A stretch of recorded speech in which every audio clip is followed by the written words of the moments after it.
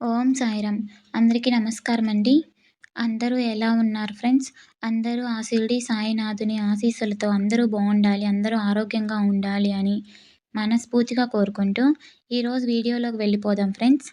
అంతకన్నా ముందు మన ఛానల్‌ని ఎవరైనా కొత్తగా చూస్తున్నట్లయితే మన ఛానల్‌ని సబ్స్క్రైబ్ చేసుకోండి ఫ్రెండ్స్. సద్గురు సాయి 77.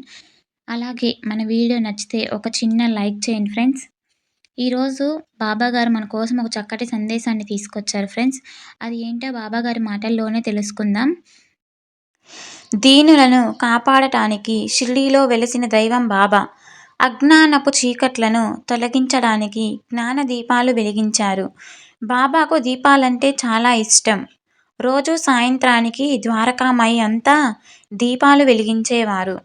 దానికి అవసరమైన నూనెను ఆ ఊరి వర్తకుల నుండి తెచ్చుకునేవారు. ఒకరోజు ఆ వర్తకులు నూనె లేదన్నారు.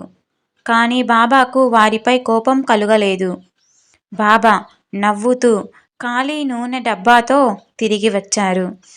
వర్తకులు మాత్రం సాయినాథుడు దీపాలెలా వెలిగిస్తారో చూద్దాం అని ఆతృతగా గమనించసాగారు.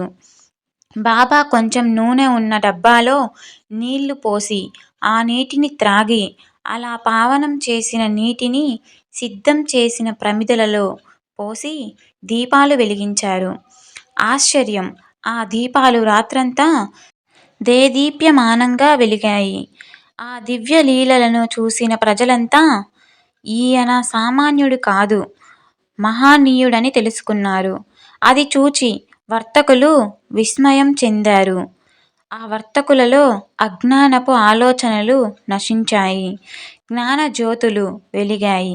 ఇష్టం లేకుంటే ఏమీ ఇవ్వనక్కరలేదు, కానీ లేదని అబద్ధం చెప్పవద్దు, ఇవ్వను అని చెప్పాలి అని వారికి హితం చెప్పారు.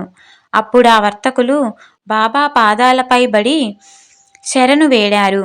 బాబా వారికి సత్యం అనే వెలుగును చూపించారు. ఆ వెలుగులో బాబా దివ్యత్వాన్ని షిరిడీ వాసులు గ్రహించారు. బాబా ప్రేమ స్వరూపుడు కదా, అందుకే వారిని క్షమించి దరి చేర్చుకున్నారు.